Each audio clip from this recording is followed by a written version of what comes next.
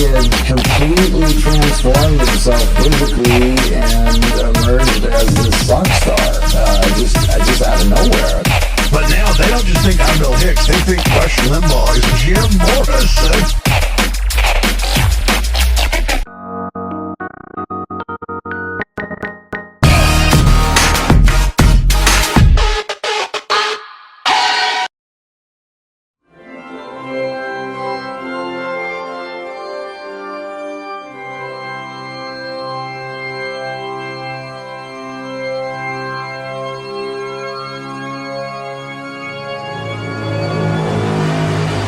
I felt it was also journalistically responsible to point out, on the other hand, there are those who won't have any of this. Jim is not dead, they claim, and I have to point out that this isn't as far-fetched as it might initially seem, because the guy had the exact type of personality that would stage his own death.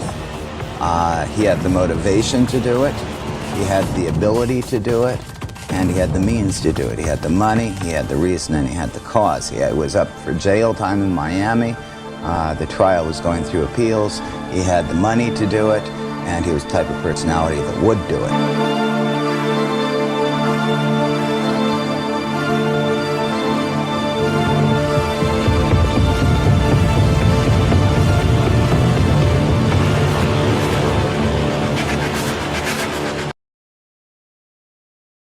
On the record, Jim Morrison's 1971 death was from natural causes.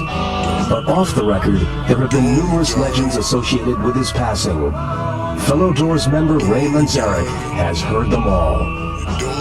Well, here are the possibilities in terms of Jim Morrison's death. One, he died of natural causes and self-induced excess.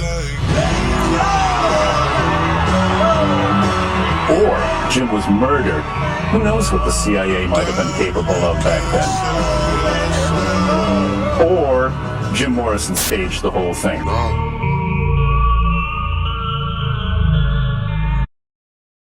And you're listening to the Rush Limbaugh Show. I want to take a moment to give a shout out to my good friend Ken Lay. Faked his own death, listening in on a ham radio somewhere in international waters. Smooth sailing, Kenny boy. And we were bound to the city life, flashlights when we're falling into that night.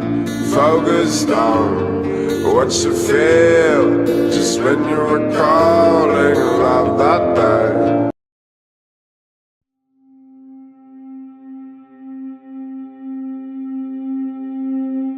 The father of Jim Morrison was George Stephen Morrison, a United States Navy Rear Admiral and naval aviator.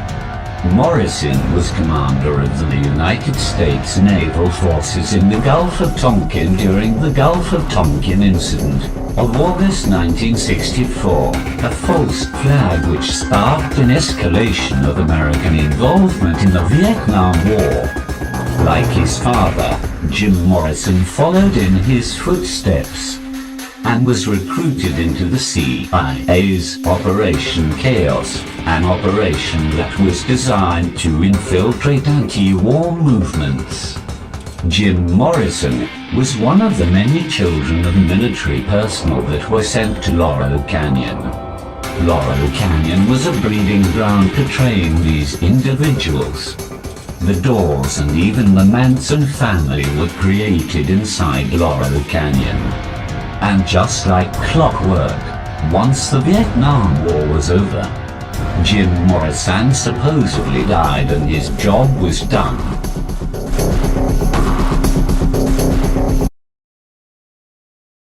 Not long before he emerged as this figure that we see here, it was a very much different Jim Morrison, very clean-cut, collegiate, almost unrecognizable. Seeing his father off as he was about to leave, I think sailed out of San Diego for the Gulf of Tonkin, and within a year he had completely transformed himself physically and emerged as this rock star, just out of nowhere. I mean, it's just an amazing physical transformation and an amazing transformation from someone who had expressed no interest in music whatsoever to, you know, just like overnight becoming this huge international star. He was, the Doors, the whole scene that they emerged from, largely considered to be the leaders of an anti-war movement. Obviously, we know what happened with the Doors as they continued, but what blew me away, Dave, Jim died the same day his father gave a speech on the decommissioning of the ship that he was the rear admiral on during the Gulf of Tonkin. Yeah. Yeah, it was very strange. That's really weird. Very strange timing, yeah, to say the least.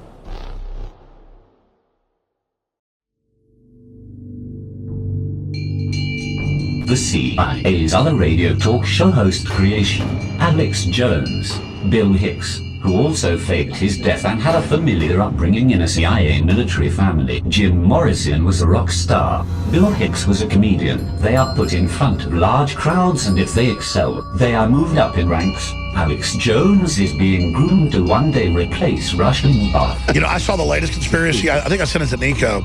Because it's sad, but all these schizophrenics and mentally ill people that are now online, they have a voice, which is good. Everybody has a voice now. Sure. But now they don't just think I'm Bill Hicks. They think Rush Limbaugh is, wait for it, Jim Morrison. Oh, my God. I mean, that one is even better. That was a good one, Alex. I've got a fire hydrant out there I want to introduce you to. Oh, yeah. You'll love it. Love it first sight. You know, actually, since I put those ears on, I have been peeing on fire hydrant. And it's my right to do it. That's right.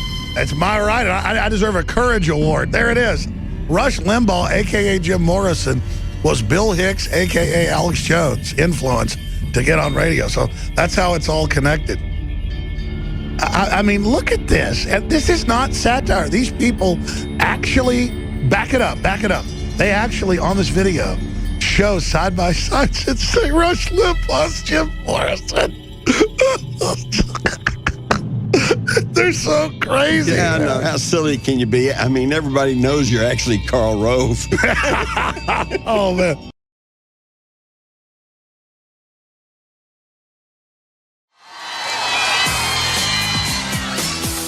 Had a girl in every port, from here to Barcelona. But now I'm docked in Springfield, and girl, I'm gonna phone ya. I stormed a lot of beaches, but you're the one that I missed. Let's get back together, girl. Let's re-enlist. Ow, hot, hot, hot. So sign me up for a hitch of love. Recruit my heart for sweet years of love. Everybody ball walk. Oh,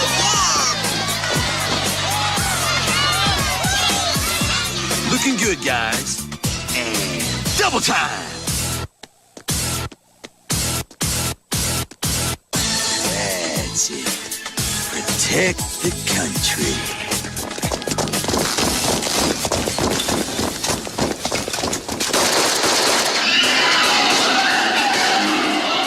groovy, dude. Burn down the barbershop. I hate America.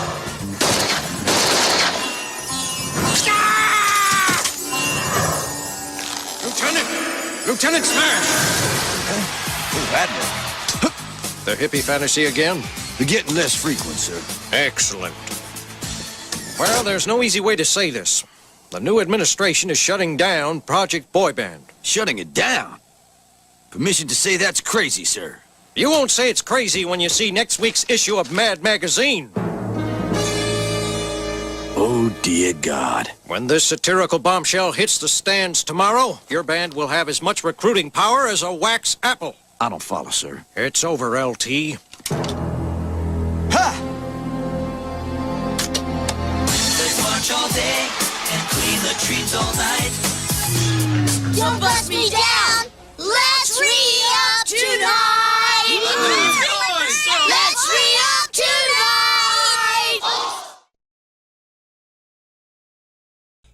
and just so happens Jack Posobiec, as everybody knows, has a pipeline directly to the White House every day, writing reports for him. He just so happens to be naval intelligence as well.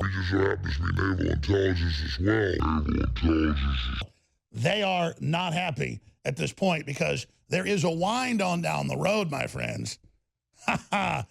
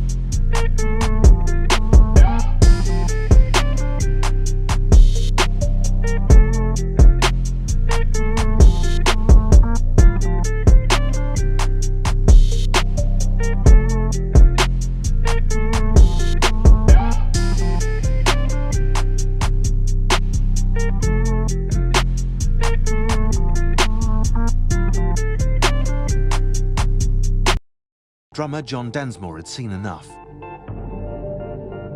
John tossed his sticks on the floor and said, "That's it, never again." The decision was, we will never perform in public again. We will never go on stage again. But while they'd never play together live again, the Doors continued to record. They began work on their 6th album, LA Woman. But recording alone was not enough for Jim. He lived on performing. How else could he get the word out about what he thought if he didn't tour? How else was he going to get his message across? How else was he going to be able to bring the gospel of St. Jim to the crowd? I think he began to think, well, I've got to get my life together. Maybe going to Paris, I can come up with some new things. I can define myself more as a poet. I can get away from the things causing me trouble, and, I'll start anew.